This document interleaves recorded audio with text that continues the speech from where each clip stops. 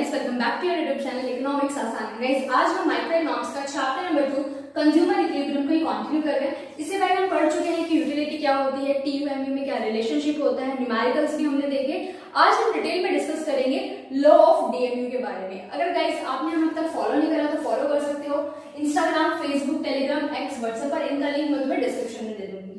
Start करते हैं आज की class, law of DMU, law of diminishing marginal utility. Last class में हमने डिस्कस करा था कि हमारा जो एमयू है वो क्या करता है, डिक्रीज करता है। पहले पॉजिटिव होता है, जीरो होता है, देन नेगेटिव होता है, बट कॉन्टिन्यूसली क्या करता है, डिक्रीज करता है। तो लॉ ऑफ डीएमयू क्या कहता है हमें? Law of DMU states that as we consume more and more unit of a commodity, the utility derived from each successive unit goes on decreasing। कि जब हम किसी कमोडिटी का बार बार कंजम्पशन करेंगे तो हर एक एडिशनल यूनिट पर क्या होगा, हमारा जो सेटिस्फैक्शन है वो डिक्रीज होता जाएगा।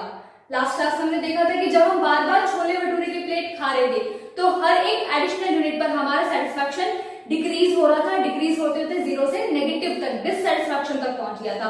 तो लॉ ऑफ डीएमयू हमें यही बताता है कि अगर हम किसी भी चीज का बार बार कंजम्पशन करते हैं तो सेटिस्फैक्शन कम होता ही है। ये जो लॉ है ये यूनिवर्सल एप्लीकेबल है, हर जगह अप्लाई होता है, हर गुड पे अप्लाई होता है। ठीक है, अब ये जो लॉ है ये किसने दिया है? Given by H S. Gossen, German economist थे वो। अब उन्हीं के नाम पर नाम पड़ा है इसका, Gossen's first law of consumption. Consumption के बारे में पढ़ रहे हैं कि जब हम कंजम्पशन करते हैं बार बार तो सेटिस्फैक्शन कम होता है। तो दिया किसने है? गूजन ने दिया है। तो Gossen's first law of consumption law of DMU कहलाता है।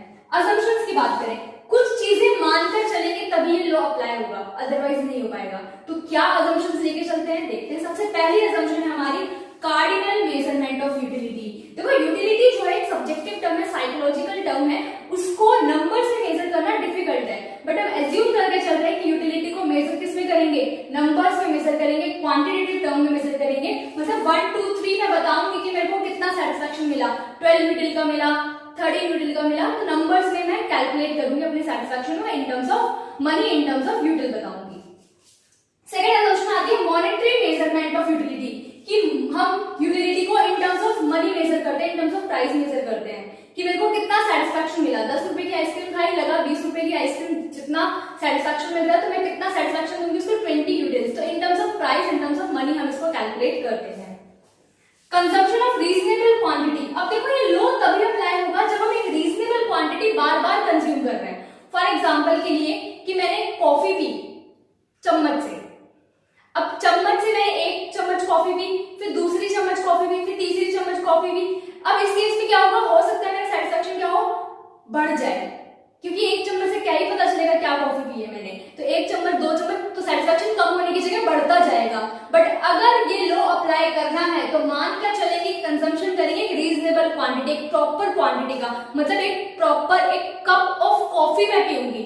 और जब मैं एक कप ऑफ कॉफी बार बार पीऊंगी तो क्या होगा, मेरा सेटिस्फैक्शन हर एक सक्सेसिव यूनिट पर, हर एक एडिशनल यूनिट पर क्या हो जाएगा, कम होता जाएगा।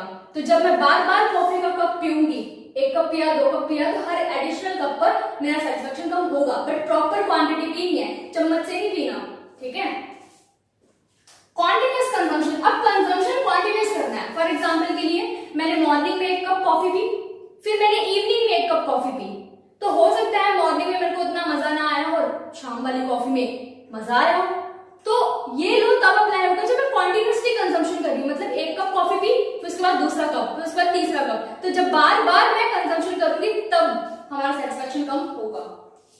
No change in quality, quality में भी कोई चेंज नहीं आना चाहिए। फॉर एग्जाम्पल के लिए कि मैंने एक नॉर्मल सी आइसक्रीम खाई, फिर मैंने एक और आइसक्रीम खाई जिसमें नट्स वगैरह टॉपिंग वगैरह थी, तो मेरे को वहां से ज्यादा सेटिस्फैक्शन मिलेगा नट्स वाली आइसक्रीम से। तो यहाँ पर अगर क्वालिटी चेंज होगी तो सेटिस्फैक्शन कम होने की जगह बढ़ भी सकता है। तो अगर ये लॉ अप्लाई करना है तो एज्यूम करके चल रहे हैं कि क्वालिटी में कोई चेंज नहीं आएगा। अगर नॉर्मल आइसक्रीम खा रही तो नॉर्मल ही आइसक्रीम का बार बार कंजम्पशन करूंगी, अगर नट्स वाली आइसक्रीम खा रही तो नट्स वाली आइसक्रीम का ही बार बार कंजम्पशन करूंगी। मतलब जिस भी क्वांटिटी का मैं कंजम्पशन कर रही हूँ, सेम क्वालिटी का बार बार जब कंजम्पशन करेंगे तो सेटिस्फैक्शन हर सक्सेसिव यूनिट पर डिक्रीज होगा ही होगा। रैशनल कंज्यूमर, अब कंज्यूमर हमारा क्या है, रैशनल है, समझदार है, उसको पता है कि कौन कौन सी कॉमोडिटीज हैं, कौन सी कॉमोडिटी से उसको ज्यादा सेटिस्फैक्शन मिलेगा, कहां से उसको मैक्सिमम सेटिस्फैक्शन मिलेगा। क्योंकि कंज्यूमर का मेन एम ही है कि मैक्सिमम सेटिस्फैक्शन गेन करना with their limited income. Seventh assumption आती है इंडिपेंडेंट यूटिलिटीज। यूटिलिटीज इंडिपेंडेंट है, एक कॉमोडिटी की यूटिलिटी दूसरी कॉमोडिटी की यूटिलिटी पर डिपेंड नहीं करती है। फॉर एग्जांपल के लिए कि पिज्जा है और बर्गर है, बर्गर से मिलने वाला सेटिस्फैक्शन डिपेंड नहीं करता है पिज्जा से मिलने वाले सेटिस्फैक्शन पे, तो दोनों से अलग अलग सेटिस्फैक्शन मिलेगा, अलग अलग यूटिलिटी मिलेंगी, दोनों आपस में डिपेंड नहीं करते हैं, इंडिपेंडेंट है। पर्सन टू पर्सन भी इंडिपेंडेंस है कि फॉर एग्जांपल के लिए कि मैंने पिज्जा खाया, हो सकता है मेरे को पिज्जा खा के 50 यूटिलिटी का सेटिस्फैक्शन मिला हो, तुमने पिज्जा खाया तुम्हें 30 यूटिलिटी का सेटिस्फैक्शन मिला हो, तो person to person independent utility, मेरा सेटिस्फैक्शन तुम्हारे ऊपर डिपेंड नहीं करता है, ठीक है। MU of money remains constant, जैसे कि मैंने बताया था कि हम मार्जिनल यूटिलिटी को in terms of money, in terms of price measure करते हैं। तो जो भी हम मेजर कर रहे हैं, फॉर एग्जांपल के लिए मैंने माना कि 1 रुपया जो है वो इक्वल है 1 यूटिल के, तो ये कांस्टेंट रहेगा, चेंज नहीं आएगा इसमें। एमयूएम कांस्टेंट लेके चलेंगे, हम एज्यूम करके चलेंगे कि 1 रुपया 1 यूटिल के ही बराबर है, ठीक है। अगर मैंने माना है कि 1 रुपया 3 यूटिल के बराबर है तो वो 3 यूटिल ही रहेगा, कांस्टेंट रहेगा, उसमें चेंज नहीं लाएंगे हम। Then fixed income and prices, कि कंज्यूमर की जो इनकम है वो कैसी है, फिक्स्ड है, और जो कमोडिटी का प्राइस है वो भी क्या है, फिक्स्ड है, तो कांस्टेंट रहेंगे कंज्यूमर की income and price of the commodity. Perfect knowledge, consumer को परफेक्ट नॉलेज है कौन कौन सी कमोडिटी अवेलेबल है, क्या क्या चॉइसेस हैं और कौन से कमोडिटीज को कंज्यूम करनी चाहिए ताकि उसको मैक्सिमम सेटिस्फैक्शन मिल सके। क्लियर हुआ? तो ये सारे अजम्पशंस हैं, ये अजम्पशंस लेकर चलेंगे तभी हम इस लॉ को समझ पाएंगे, लॉ तभी एप्लीकेबल होगा, ठीक है। तो यहाँ पे मैंने यूनिट्स लिया आइसक्रीम की 1 2 3 4 5 6, यहाँ पर टीयू है मेरा 20 36 46 50 50 44। टीयू क्या होता है, टोटल सेटिस्फैक्शन कितना मिला, टोटल यूनिट मैंने जो कंज्यूम करी है। मार्जिनल यूटिलिटी क्या होती है, हर एडिशनल यूनिट पर कितना सेटिस्फैक्शन मिला। अब टीयू से एमयू फाइंड करना मैंने सिखा रखा है। फर्स्ट यूनिट पर टीयू हमारा 20 है, एमयू भी कितना होगा, 20 होगा, क्योंकि इनिशियल यूनिट जब हम कंज्यूम करते हैं तो टीयू इक्वल होता है एमयू के, तो एमयू हो गया 20। फिर 2 पर हमारा 36 क्या है, टोटल यूटिलिटी है, बट 20 से 36 चेंज कितना आया, 16 का।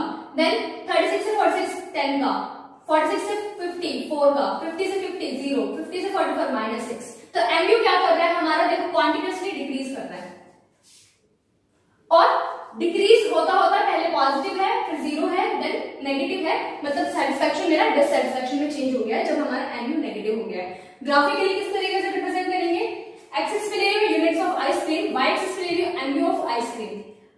हमारा जो कर्व है वो डाउनवर्ड स्लोपिंग बनेगा क्योंकि हमारी एमयू हर एक एडिशनल यूनिट पर डिक्रीज होती जा रही है। एमयू हमारे यहाँ पर पॉजिटिव है, यहाँ पर क्या हो गया एमयू 0 हो गया, और यहाँ पर हमारा नेगेटिव हो गया एमयू, यहाँ पर मेरे को क्या मिल रहा है, डिसयूटिलिटी मिल रही है, डिससैटिस्फैक्शन मिल रहा है। तो होप बहुत अच्छे से क्लियर हो गया होगा law of DMU, law of division, marginal utility किसने दिया है, एचएस बूजन ने दिया है, और ये कुछ असम्पशंस हैं जिनको हम लेकर चलेंगे तभी हमारा जो ये लॉ है ये एप्लीकेबल होगा।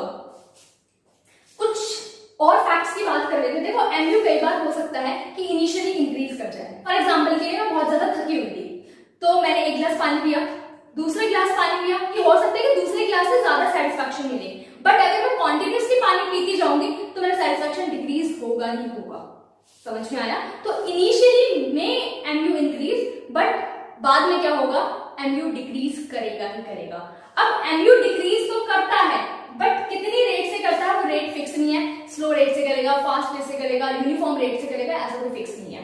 ठीक है, तो इसको हम फंडामेंटल सेटिस्फैक्शन लॉ भी बोलते हैं क्योंकि सेटिस्फैक्शन हम बता रहे हैं कि सेटिस्फैक्शन हमारा क्या होगा, हर एक सक्सेसिव यूनिट पर डिक्रीज होगा। तो लॉ ऑफ डीएमयू में क्या बताता है, as we consume more and more unit of the commodity, utility derive from each successive unit, each additional unit goes on decreasing। और ये जो लॉ है ये यूनिवर्सल एप्लीकेबल है, ये तुमने अपनी डेली लाइफ में भी फेस करा होगा। सो गाइज आज के लिए इतना ही, मिलते हैं नेक्स्ट क्लास में। Thank you.